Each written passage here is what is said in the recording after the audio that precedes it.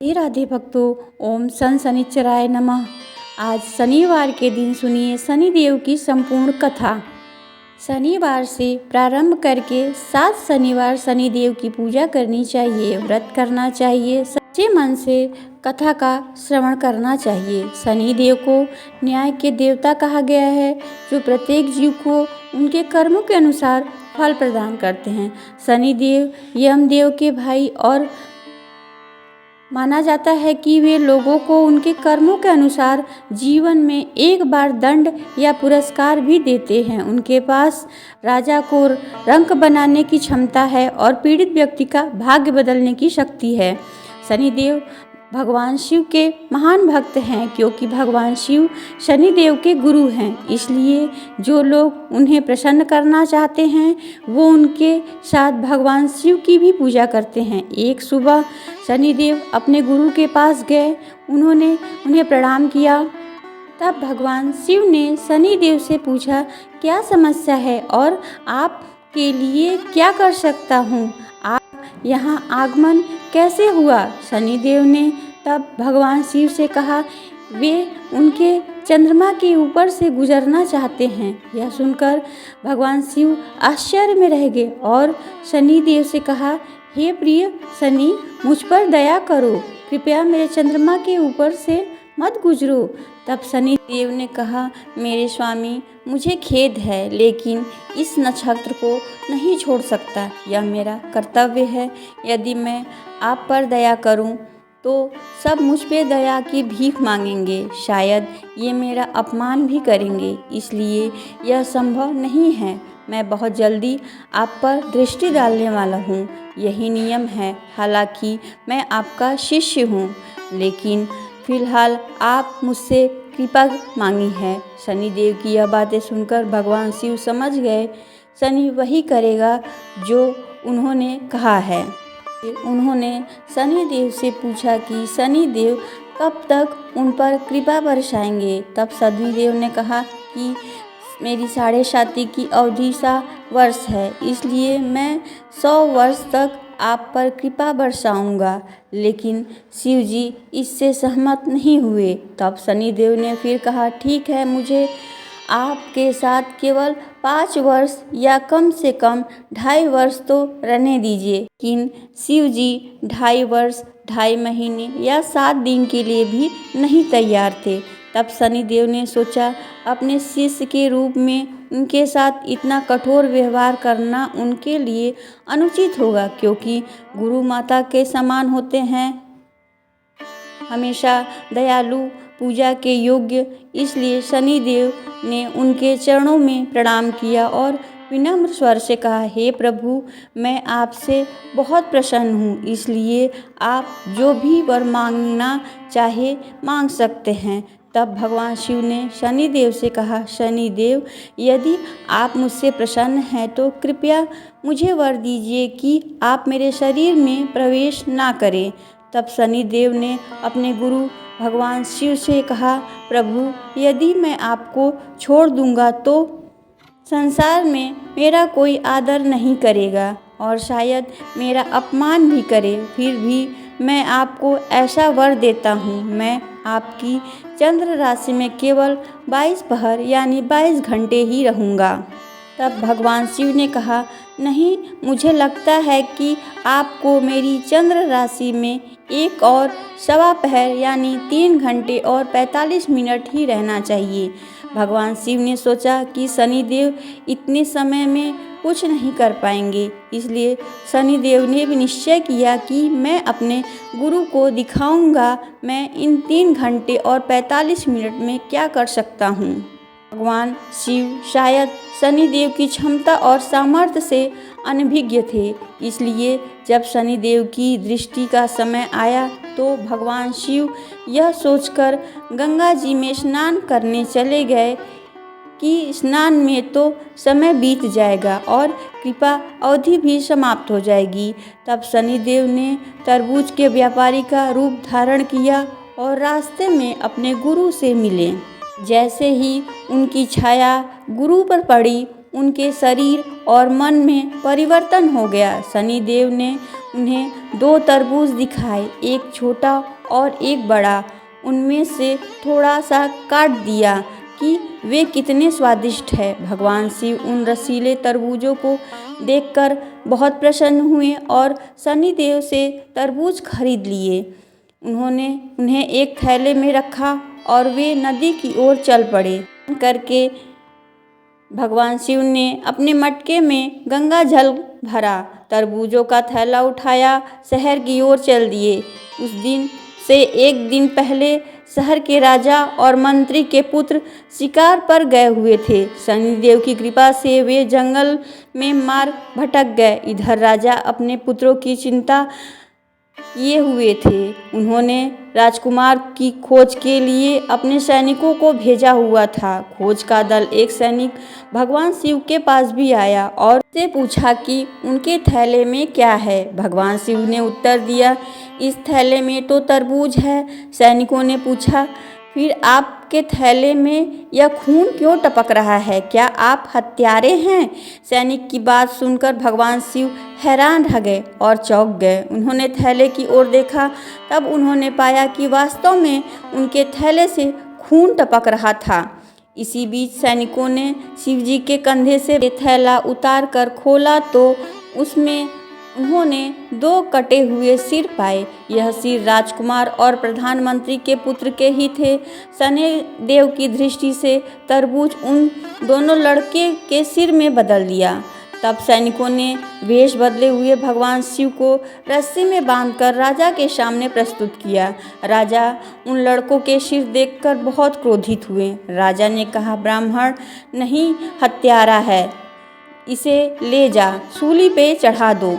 महल के सभी लोग राजकुमार के हत्यारों को देखने के लिए आ पहुँचे। साधु पर पत्थर फेंकने लगे। यह सब देख भगवान शिव अत्यंत क्षुब्ध हो गए। उन्होंने सैनिकों उन्हें सूली पर चढ़ाने के लिए आगे बढ़े। भगवान शिव ने सैनिकों से कहा, कृपया कुछ मिनट इंतजार करें। अगर मैं बच गया तो मैं आपको 10,000 चांदी के सिक्के दूंगा। भगवान शिव जानते थे कि शनिदेव की दृष्टि शीघ्र ही समाप्त हो जाएगी।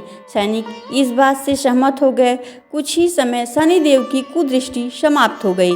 कुदृष्टि समाप्त होते ही राजकुमार और प्रधानमंत्री का पुत्र जीवित अवस्था में प्रवेश किया। उन्हें जीवित देखकर सभी प्रसन्न हुए। इधर राजा ने तुरंत सैनिकों को संदेश भिजवाया, उस साधु को सूली पर ना चढ़ाया जाए, क्योंकि उनके बच्चे सुरक्षित वापस आ गए। यह संदेश सुनकर भगवान शिव को सैनिकों द्वारा महल में लाया गया। राजा बहुत दुखी थे। उन्होंने पूछा, साधु वेशधारी भगवान शिव से क्षमा मांगी। भगवान ने कहा, हे राजन, तुम चिंता मत करो, तुम निर्दोष हो। मेरे साथ और तुम्हारे साथ जो कुछ भी हुआ है वह शनिदेव की क्रोध का असर है। भगवान और राजा के बीच हुई चर्चा के बाद राजा ने भगवान शिव का थैला देखना चाहा तो उनमें से 2 तरबूज मिले। उनमें साधु के लिए सुगंधित स्नान की व्यवस्था की। स्नान करा करके आसन पर बैठाकर पूजा की और उन्हें स्वादिष्ट भोजन कराए। राजा ने उन्हें नए वस्त्र दिए, उन्हें थैले में चांदी के सिक्के दिए। तब भगवान शिव भी महल से निकल पड़े। रास्ते में उनकी मुलाकात एक जल्लाद से हुई तो उन्होंने उसे सारे सिक्के दे दिए, जिसे उन्होंने वचन दे रखा। इसके बाद भगवान शिव शनिदेव से मिले। तब शनिदेव ने पूछा, मेरी दृष्टि का क्या फल है गुरुदेव? तब भगवान शिव ने कहा, शनिदेव, आप महान हैं। केवल 3 घंटे 45 मिनट की दृष्टि ने मेरी हड्डी की चकनाचूर कर दी। अगर आप 7 साल तक मेरे साथ रहते तो क्या होता? क्या मैं जानता हूँ इतना भयानक ग्रह है। मैं यह सब सहन कर सकता हूँ, लेकिन आज आपने मुझसे वादा किया है कि आप भविष्य में किसी को भी इस तरह की परेशानी नहीं देंगे। तब शनिदेव ने कहा, प्रभु क्षमा करें, लेकिन मैं केवल आपको अपनी शक्ति दिखाना चाहता था। आप कृपया करके अपने इस बालक को क्षमा कर दीजिए। मैं वचन देता हूँ, मैं फिर कभी आपको इस तरह नाराज नहीं करूँगा। ऐसा कहकर भगवान शिव को प्रणाम करके शनिदेव लोग वापस चले गए। प्रिय भक्तों, अब सुनिए शनिदेव की दूसरी कथा। एक समय की बात है, सभी नवग्रहों में सूर्य, चंद्र, मंगल, बुध, बृहस्पति, शुक्र, शनि, राहु, केतु ये विवाद छिड़ गया। इन सब में सबसे बड़ा कौन है? सभी आपस में विवाद करने लगे, लेकिन कोई निर्णय ना निकलने पर देवराज इंद्र के पास निर्णय करने पहुँचे। सभी ग्रहों को सामने देखकर इंद्रदेव घबराए। फिर उन्होंने निर्णय करने में अपनी असमर्थता जताई, परंतु उन्होंने यह भी कहा, इस समय पृथ्वी पर राजा विक्रमादित्य का राज है, जो अति न्यायप्रिय है। वे इनका निर्णय कर सकते हैं। तब सभी ग्रह एक साथ राजा विक्रमादित्य के पास पहुँचे। अपना विवाद साथ ही निर्णय करने के लिए कहा। राजा विक्रमादित्य इस समस्या से चिंतित थे, क्योंकि वो जानते थे जिस किसी को भी छोटा बतलाया वह क्रोधित हो उठेगा। तब राजा को एक उपाय सूझा। उन्होंने स्वर्ण, रजत, कांच, पीतल, शीशा, रागा, जस्ता, लोहे से सिंहासन बनवाए और उन्हें इसी क्रम में रख दिए। फिर उन सब से निवेदन किया, आप सभी सब अपना स्थान ग्रहण करें। जो अंतिम सिंहासन पर बैठेगा वही सबसे छोटा होगा।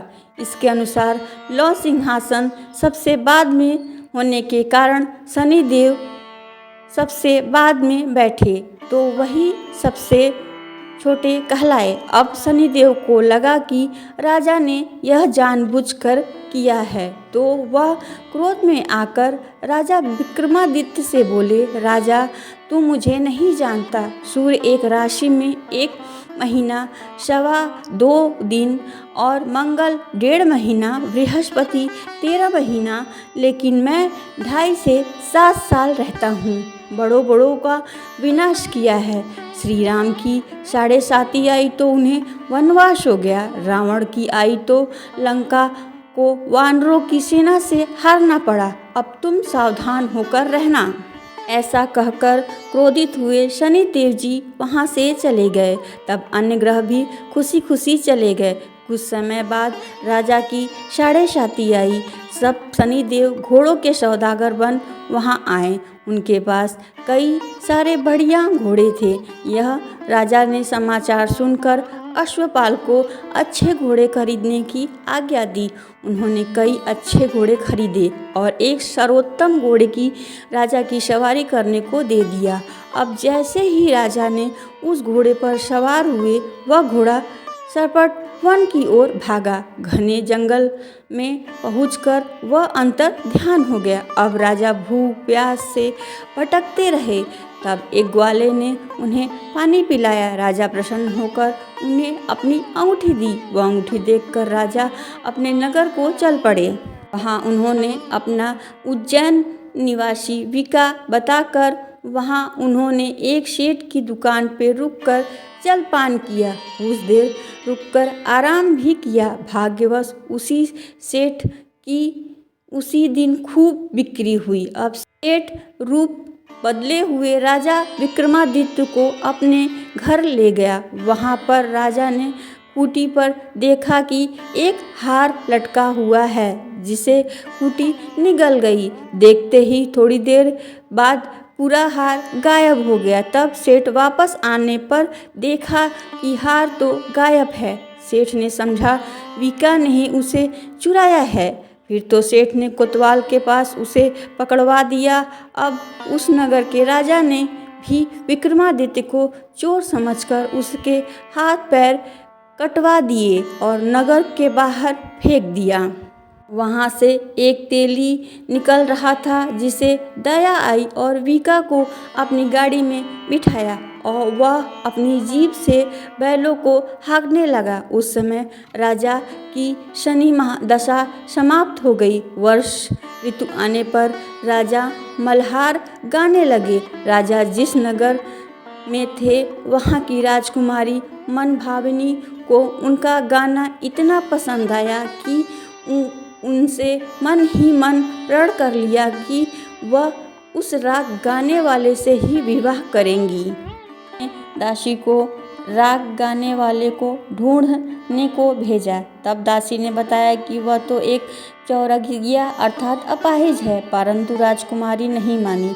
अगले दिन वह भूख प्यास त्याग कर अनशन पर बैठ गई। विवाह करेंगी तो उसी से करेंगी। बहुत समझाने पर भी जब राजकुमारी नहीं मानी तो राजा ने उस तेली को बुलाकर भेजा, विवाह को तैयारी करने को कहा। फिर तो उसका विवाह राजकुमारी से हो गया। तब एक दिन सोते हुए स्वप्न में शनिदेव ने राजा को दर्शन देते हुए कहा, राजन, देखा तुमने, मुझे छोटा बतलाकर कितना झुक झेलना पड़ा। तब राजा ने क्षमा मांगी और प्रार्थना करते हुए कहा, हे शनिदेव, जैसे दुख मुझे दिया है किसी को मत दीजिएगा। शनिदेव मान गए और कहा, जो मेरी कथा और व्रत करेगा उसे मेरी जैसा कभी कोई दुख नहीं होगा। जो व्यक्ति मेरा ध्यान करेगा और चींटियों को आटा डालेगा उसकी भी सभी मनोकामनाएं पूर्ण होगी। और ऐसा कहकर शनिदेव राजा को हाथ पैर वापस कर दिए। इधर प्रातःकाल आँख खुलने पर राजकुमारी देखी तो बड़े आश्चर्यचकित हुई। तब विका अर्थात राजा विक्रमादित्य ने राजकुमारी को बताया कि वह उज्जैन के राजा विक्रमादित्य हैं। ये सभी जानकर अत्यंत प्रसन्न हुए। सेठ ने जब सुना तो राजा के पैरों पर गिरकर क्षमा मांगी। राजा ने कहा, यह तो शनिदेव का क्रोध था, जिसमें किसी का कोई दोष नहीं। सेठ ने फिर निवेदन किया कि राजन, मुझे शांति तभी मिलेगी जब आप मेरे घर चलकर भोजन करेंगे। तब सेठ ने अपने घर पर तरह तरह के व्यंजन से राजा का सत्कार किया। सभी ने देखा कि जो खूंटी हार निगल गई थी वह उसे उगल रही थी। सेठ ने उनके अनेक मोहर देकर राजा को धन्यवाद दिया। इसके बाद राजा रानी को लेकर अपने राज्य वापस लौट गए, जहाँ पर उनका खूब धूमधाम से स्वागत हुआ। राजा विक्रमादित्य ने कहा कि उन्होंने शनिदेव को छोटा बतलाया था, लेकिन वे तो सर्वश्रेष्ठ हैं। तब से राजा विक्रमादित्य के राज्य में शनिदेव की पूजा और कथा रोज होने लगी। शनिदेव की यह दिव्य और प्रेरणादायक कथा अब पूर्ण होती है। जिन्होंने श्रद्धा से इस कथा को सुना, उन्होंने न केवल शनिदेव की कृपा प्राप्त की, बल्कि अपने पापों का भी क्षय किया है। कथा श्रवण का यही संदेश है कि जैसा कर्म करेंगे वैसा ही फल मिलेगा, पर शनिदेव यदि कृपा करे तो दुर्भाग्य को सौभाग्य में बदल देते हैं। हम सब मिलकर शनिदेव से विनम्र प्रार्थना करें, हे कर्मों के न्यायाधीश शनिदेव, हमारे अच्छे बुरे सभी कर्म को क्षमा करें, सही राह दिखाइए, हमारे जीवन में संकट, दरिद्रता, रोग और शत्रुता को दूर कर धैर्य, विवेक, संयम, सफलता प्रदान करिए। शनिदेव की कथा सुनने मात्र से मनुष्य को चंद्रदोष, राहु, केतु की बाधाएं, समस्त शनि पीड़ा से मुक्ति की यह दिव्य कथा यहीं समाप्त होती है। अगर मेरी वीडियो आपको अच्छी लगे तो लाइक सब्सक्राइब अवश्य करिएगा। ओम सन शनिचराय नमः। शनिदेव की जय।